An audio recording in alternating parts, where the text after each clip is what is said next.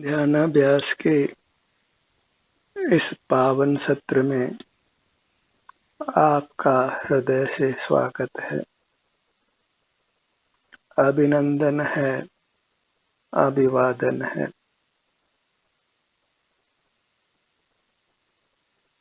ध्यानाभ्यास के लिए कृपया अपने नेत्रों को बंद कर लीजिए, अपना मुख अपनी ओर कीजिए। आप स्वयं सुख स्वभावी हैं। मूर्त पदार्थ सुख स्वभावी नहीं है, इसलिए मूर्त पदार्थों का ग्रहण करना छोड़कर सुख स्वभावी अपने अमूर्त काया का ही ग्रहण करिए, उसी को लक्ष्य में लीजिए। आपके सुख की कामना की पूर्ति होगी, आप अविनाशी उत्तम सुख को पाएंगे। दुख इसीलिए हुआ है कि हम सुख विहीन पदार्थों से सुख पाने का प्रयत्न कर रहे हैं। बालू पेल कर तेल पाना चाह रहे हैं, सब्जी मंडी जाकर जेवर प्राप्त करना चाह रहे हैं। सुख चाहिए तो अपने पास जाइए, क्योंकि आपके सिर से पैरों तक ही सुख या दुख होता है। आराम की स्थिति वह सुख की स्थिति है और वेदना की स्थिति है वह दुख की स्थिति है। प्राय आपको अपने सिर से पैरों तक आराम ही रहता है, लेकिन हम उसको नहीं भोगते हैं और सुख जड़ पदार्थों से पाना चाहते हैं। विषय सुख को ही हमने सुख माना है, जो आकुलता सहित है और जिसका फल दुखदायी है। विषय सुख प्रारंभ में ही सुख लगता है, शीघ्र ही वह दुख में तब्दील हो जाता है। और जब अपने सन्मुख रहते हैं, अपने ध्यान को नेत्र बंद कर अपने सिर से पैरों तक लाते हैं, आराम की स्थिति जो भी है उसको वेदते हैं, तो आपको सुखद अनुभूति मिलती है। वह पारमार्थिक है, सत्यार्थ है। और फिर अगर आप इसी प्रकार अपने से युक्त रहते हैं तो सुख बढ़ता ही जाता है और असीम हो जाता है। फिर मूर्त के बंधन से ही मुक्त हो जाते हैं, निर्वाण को पाते हैं और पुनर्जन्म नहीं होता है। मूर्त काया के अभाव में फिर मूर्त से प्रभावित नहीं होते हैं। सकल दुख मूर्त के बंधन का है।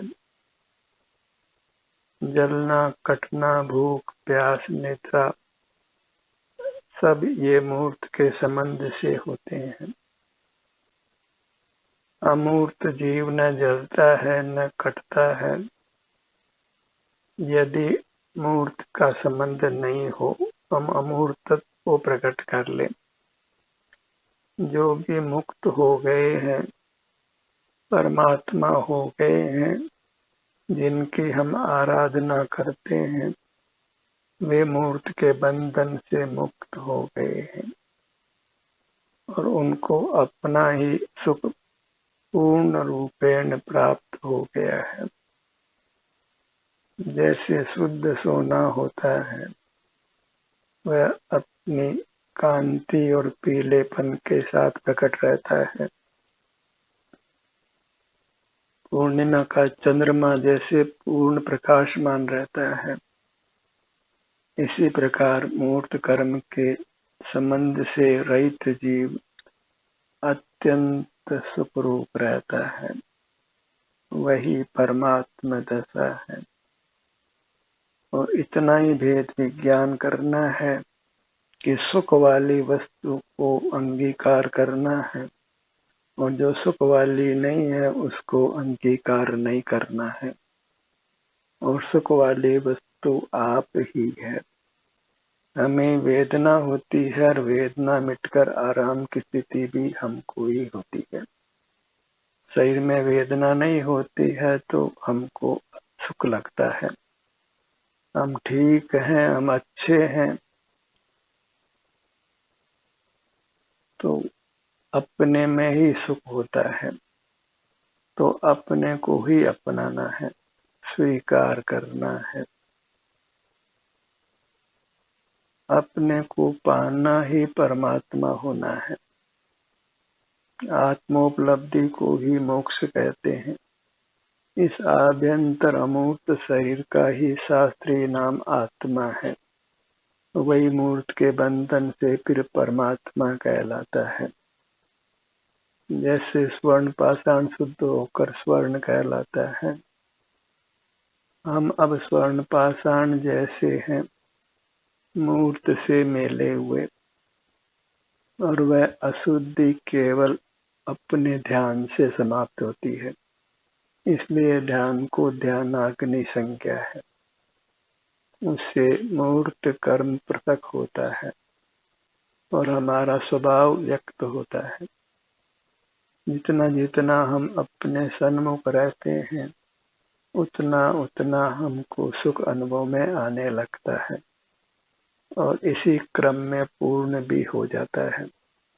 और एक बार पूर्ण सुख प्रकट होने पर फिर अनंत काल भी उसका अभाव नहीं होता है। यदि कमाई करना इष्ट है तो सुख की कमाई करिए, जिसको किसी माध्यम की आवश्यकता नहीं है। धनादि के माध्यम से, जड़ पदार्थों के माध्यम से उत्तम सुख नहीं मिलता है। वह सब वैषयिक होता है। अपने से विमुख होकर मिलता है तो सुख के स्रोत से ही हम विमुख होते हैं और अपनी वस्तु को परमार्थ से परमात्मा संज्ञा है। तो परमात्मा से विमुख क्यों रहना है? प्रथम तो अपनी गरिमा ग्रहण करिए, अपना गौरव स्वीकार करिए, अपना स्वाभिमान लीजिए कि अंतरंग में आप 100% परमात्मा है। बस मूर्त का बंधन मिटते ही परमात्मा रूप व्यक्त हो जाता है। तो अंदर में परमात्मा है तो व्यक्त होता है। अंदर में हम 100% परमात्मा स्वरूप है। उस मूर्त के मिलावट को अलग होना है। तो मूर्त अमूर्त की संधि में ध्यान लाने से ही वह मिलावट समाप्त होती है। जैसे पानी अशुद्ध हो, उसमें फिटकरी घुमाई जाए तो मिट्टी नीचे बैठ जाती है और फिर शुद्ध पानी को अलग करके हम शुद्ध पानी को पा सकते हैं। बस यही स्थिति हमारी है। हम अपने ध्यान को अपने सिर से पैरों तक फैलाएं, कुछ समय तक फैलाएं तो वह कर्म दब जाता है और फिर अलग भी हो जाता है। फिर शुद्ध प्रांजल आत्मा प्रकट होता है, जिसमें केवल सुख ही सुख का अनुभव होता है, आनंद ही आनंद होता है। फिर रोग शोक चिंता विषाद वेदना कुछ भी नहीं है। भूख प्यास सर्दी गर्मी दुख के अनेक प्रकार हैं, एक भी प्रकार शेष नहीं रहता है।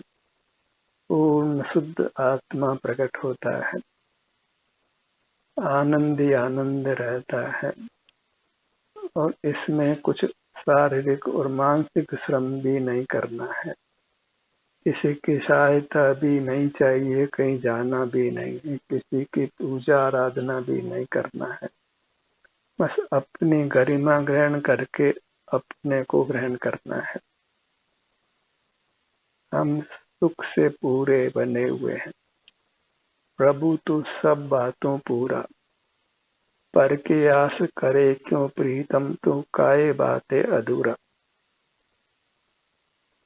तुम स्वयं अंतरंग में पूर्ण हो, परमात्मा स्वरूप हो, लोक के सर्वोत्तम पदार्थ हो, इसमें कुछ भी शंका करना योग्य नहीं है।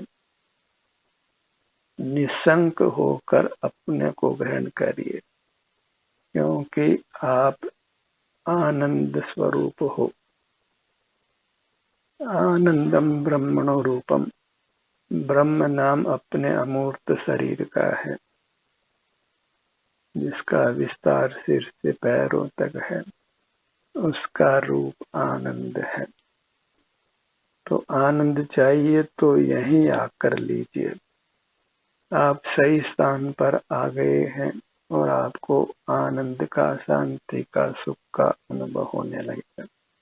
आपको निराकुलता होगी, आप तनाव मुक्त रहेंगे, चिंता विषाद भय कुछ नहीं होगा। सब प्रकार के दुखों से मुक्त होकर आप आनंद से लबालब भर जाएंगे। बस सुख को अपने से पाना है। और कितनी अच्छी बात है कि हमको किसी की शरण में जाना नहीं है। शरण आपको आप अपने स्वरूप में ही आचरण करना है, शरीर में ही आचरण करना है। शरीर कभी आपसे पृथक नहीं होता है। मूर्त शरीर को शरीर संज्ञा तो उपचार से है, वास्तव में तो ये नाना परमाणुओं का जोड़ है, एक वस्तु नहीं है। आप ही एक वस्तु है जिसमें नाना परमाणु मिलकर शरीर नाम धारण कर रहे हैं, क्योंकि आप अमूर्त शरीर रूप हैं। आपके अमूर्त अंगोपांगों में सर्वत्र सप्त धातुएं हैं, तो उन धातुओं के होने मात्र से हम मूर्त नहीं हो जाते हैं, भले मूर्त से प्रभावित होते हों। अपने को पा लेते हैं तो फिर मूर्त का मिश्रण समाप्त होता है, उसी को हम निर्वाण कहते हैं, परमात्मा पद की प्राप्ति कहते हैं। जन्म मरण के उस चक्र से हम बच जाते हैं और इसमें किसी की कृपा और आशीर्वाद की जरूरत नहीं है। प्रकृति ने हमको परमात्मा रूप बनाया है, बस उसके साथ उद्गल मिला है, मूर्त मिला है। और ये असामान्य भी नहीं है। जीव भी एक धातु है, चैतन्य धातु है। ऐसे अन्य धातुएं धरती में अशुद्ध ही प्राप्त होती हैं, फिर बाद में किसी प्रयोग से शुद्ध होती हैं। ऐसे ही जीव भी, हम भी एक चैतन्य धातु हैं, तो अपने अनुभव से ही शुद्ध होते हैं, स्वानुभव से ही शुद्ध होते हैं। वही ध्यान है, ध्यानाग्नि है। जितना जितना अंतर्दृष्टि कर अपनी दृष्टि को सिर से पैरों तक फैलाते हैं, उतना उतना सुख हमें अनुभव में आने लगता है। कोई उधार का काम भी नहीं है। सुख स्वाभाविक काया के साथ युक्त होते ही सुख होने लगता है, कोई प्रतीक्षा भी नहीं करना है। इतना अवश्य है कि वह सुख क्रम से बढ़ता है, और शरीर में वेदना हो तो वह भी क्रम से स्वाधीनता से मिट जाती है। सुख की प्राप्ति के लिए वास्तव में परावलंबन की आवश्यकता नहीं है, क्योंकि हमने पर पदार्थों का आलंबन किया है, तो उनका ग्रहण करने की एक आदत बन गई है, और उस आदत से ही हम दुखी हैं। सिगरेट पीने वाला सिगरेट की आदत से दुखी है, जर्दा खाने वाला जर्दे की आदत से दुखी है, चाय पीने वाला चाय की आदत से दुखी है, और अपना अनुभव करने वाला किंचित भी दुखी नहीं। तभी कहा है, आदत अपनी बदल लो, हो गया भजन। हम मूर्त पदार्थों से जो सुख पाने की आदत है, उस आदत को छोड़कर अपनी अमूर्त सुख स्वाभाविक काया से उसके सेवन से सुख को प्राप्त करिए। वह दुर्लभ नहीं है, सदा ही उपलब्ध है, क्योंकि आप अविनाशी तत्व हैं। जगत में जो भी पदार्थ है वह अविनाशी ही है, अनादि से ही है। हमें अनंत काल तक रहना है। बीती ताई विसारिये आगे की सुध ले। अब आगे सुख से रहना है। अभी तो अनंत काल रहना है, मरकर भी फिर जीना है। जीव तो कहते ही उसको है जो जिया था, जिया है और जिएगा। वह चेतता है, सुख दुख का अनुभव करता है, अपने को चेत कर सुखी होता है और विषयों को जान देख करके फिर रागी द्वेषी होकर आकुल व्याकुल होकर दुखी होता है। अपने को ही पाना है। जगत के साथ कोई संबंध स्थायी नहीं हो सकता है। पहले नहीं था, आगे नहीं रहेगा, और अपने साथ सदा संबंध कायम रहेगा। आप ही रहेंगे और पर ही रहेगा, और पर का संयोग सदा नहीं रहेगा। जिसका संयोग होता है उसका नियम से वियोग होता है, और आपका संयोग नहीं है, क्योंकि आप तो आप ही है। इसलिए अपना कभी वियोग नहीं है। अपनी दृष्टि को अपने सिर के बाग पर लाइए।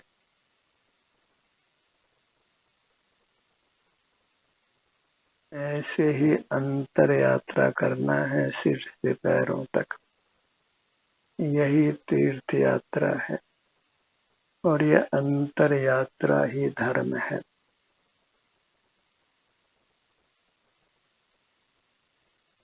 इसी को योग निद्रा भी कहते हैं, शवासन भी कहते हैं, और इसके लिए कोई शिक्षा दीक्षा की आवश्यकता भी नहीं है।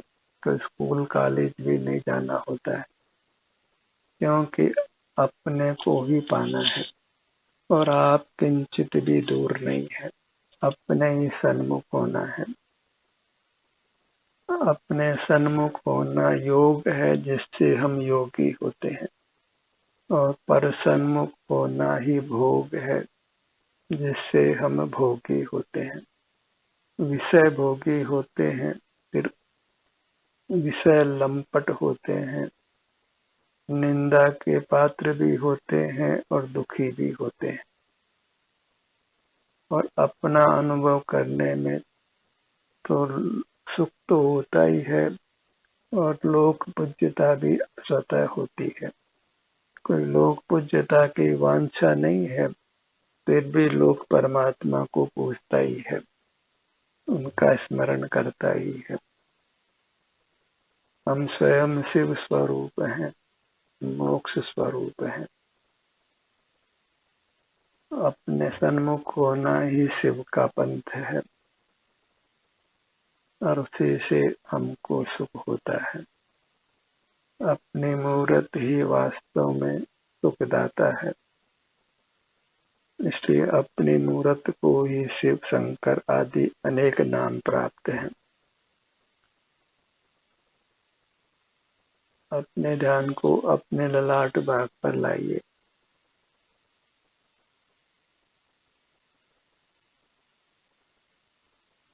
आराम की स्थिति अपने में ही है, तो सुख यही मिलना है। इसलिए अत्यंत प्रीति से, प्रमोद से, हर्ष से, अपने सुख स्वभावी काया से युक्त होना है। अपने में ही उपस्थित रहना है, एब्सेंट माइंडेड नहीं होना है। इधर उधर दिमाग जाता है तो लोग भी ये कहेगा कि कहाँ ध्यान है आपका, कहाँ खो गए। तो हमको खोना नहीं है, ध्यान को अपने में रोक कर रखना है। उसका नाम पाना है, खोना नहीं है। अपने ध्यान को अपने भ्रूमध्य पर लाइए।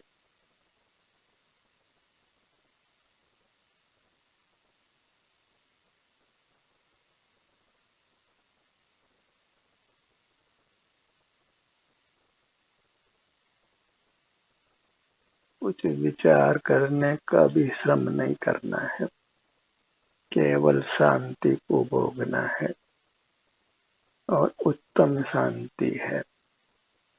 निराकुलता है, टेंशन लेस होते हैं, स्वास्थ्य एकदम अच्छा होता है और एकदम सुखद अनुभूति मिलती है। अपने ध्यान को अपने दोनों नेत्रों पर लाइए।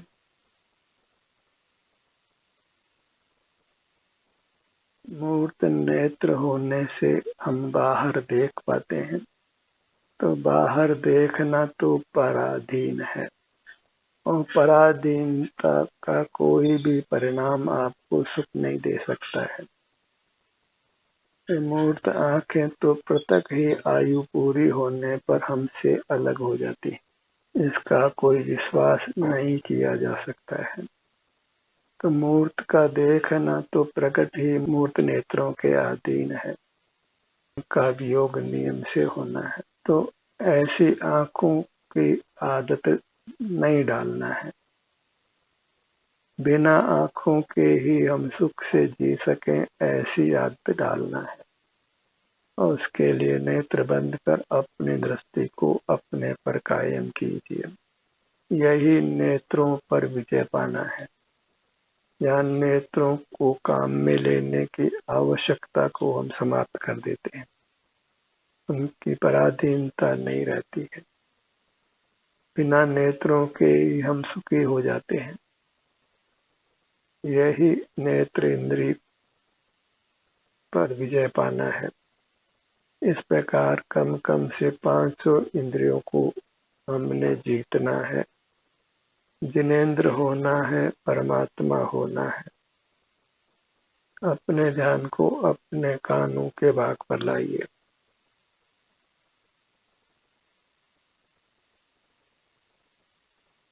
कानों का पर्दा फट जाए, खराब हो जाए तो सुनाई नहीं पड़ता है। तो सुनना तो प्रकट ही मूर्त कानों के आश्रित है और वह आयु पूरी होने पर छिन भी जाते हैं। तो कानों से सुनने की आदत को भी छोड़ना है और उसके लिए अपने ध्यान को अपने पर ही लाना है। स्वावलंबी बनना है, स्वतंत्र बनना है। कानों के भाग में जो वेदना नहीं होने की स्थिति है, उसको भोगिए। यदि नहीं भोगेंगे तो फिर ये स्थिति रहने वाली नहीं है। आराम भोगने से ही ठहरता है, नहीं तो फिर आराम के बाद नियम से वेदना उत्पन्न होती है। जितना जितना हम अपने सुख को भोगेंगे, उतना उतना सुख स्थायी होता है। और जहाँ भोगना बंद किया और बाहर की दुनिया से जुड़े, फिर शरीर में रोगों का, वेदना होने का क्रम शुरू हो जाता है। फिर बदन में दर्द होता है। आप यात्रा करिए अपने भीतर, नहीं तो फिर दुख अंतर यात्रा करने वाला है। किसी ने तो यात्रा अंदर करना ही है। आपका अंग अंग सुखमय हो, उसके लिए अपने हर अंग को अपना ध्यान लाकर स्वस्थ रखिए। प्रमाद नहीं करना है। बहिर्मुख रहना वह विषय सेवन है और प्रमाद की स्थिति है और वह अच्छी स्थिति नहीं है। अपना गौरव ग्रहण करिए और ये मन में धारणा संकल्प बनाइए कि मुझे परमात्मा होना है। मूर्त के बंधन से मुक्त होकर शुद्ध होना है। अशुद्धता मुझे स्वीकार नहीं है। मुझे अपना चिंतन स्वच्छ चाहिए, इसमें हाड़ मांस की मिलावट नहीं चाहिए। अपने ध्यान को अपनी नासिका भाग पर लाइए। नासाग्र दृष्टिवंत बनिए।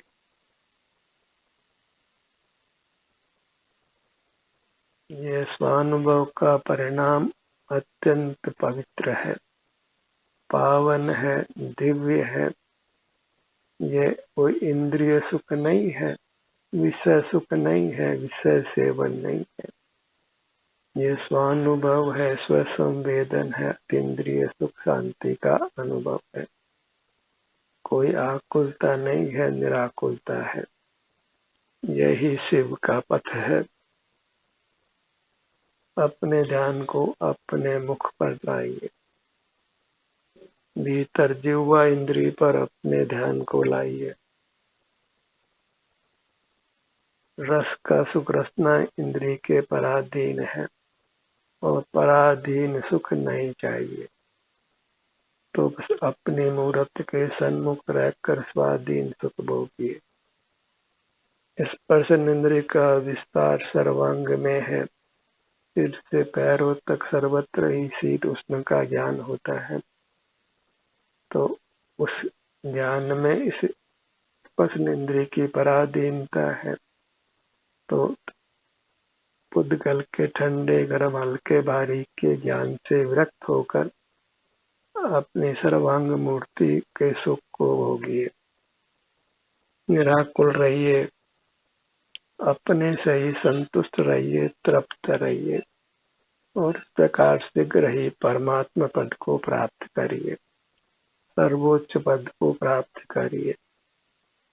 ध्यान का इस सत्र यहीं समाप्त होता है। आपकी सहभागिता के लिए धन्यवाद।